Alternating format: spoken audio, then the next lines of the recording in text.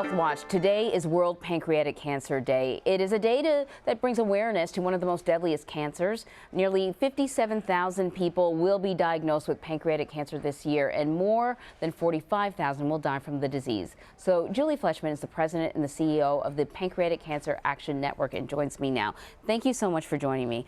I know when you hear pancreatic cancer, it sort of sends a chill through you because I can't recall anyone surviving. The survival rate is pretty low. It's just 9% for the 5-year survival rate. That's right.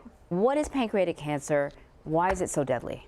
So it is the third leading cause of cancer death in the United States. One of the things that makes it difficult is there is no early detection test.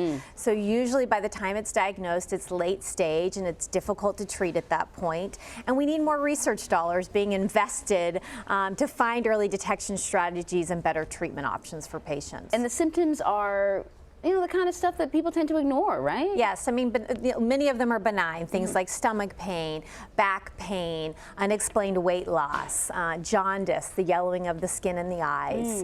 But people need to pay attention to those symptoms and to their body, and when something's not right, talk to their doctor. Yeah, I know we have a tendency to say, oh, we're too busy, we don't make time out for this sort of stuff. And look, if something feels out of sorts, just get it taken care of. Absolutely. Are there risk factors then? Who's sort of most likely to be vulnerable to this? There are risk factors. Familial, about 20% of pancreatic cancer is familial.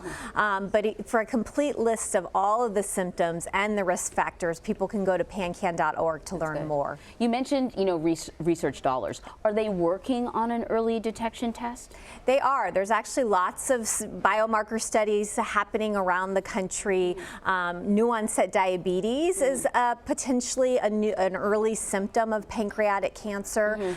So there are studies being done, but we definitely need more research dollars being invested in the disease. You mentioned new onset diabetes, and I'd asked you, are we seeing a rise in pancreatic cancer? I know there's a rise in diabetes, but obviously there are other factors at play, but are we seeing a rise? There is an increasing incidence every year in pancreatic cancer, and that's true for all cancers, and most of that is due to the aging population.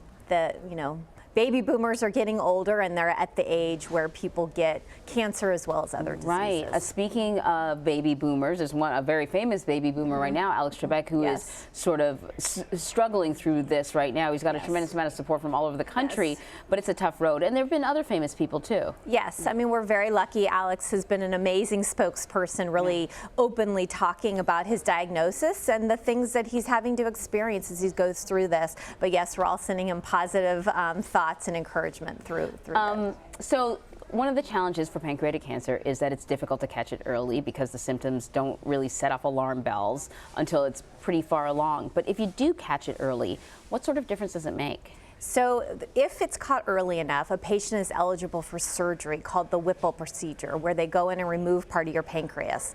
And today, only about 20% of patients are eligible for the surgery, but those who have the surgery do have a better quality of life and survival rate.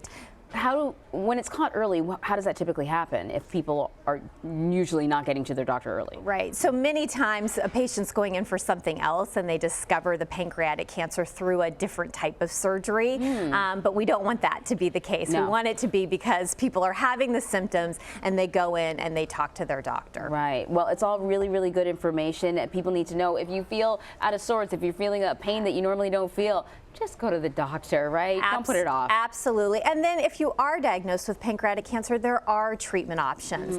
There are many, many clinical trials today happening around the country. People need to feel hopeful, and there's lots of information and resources. Pancan.org is a great place to start. Love it. Julie Fleshman, thank you very much. Thank you.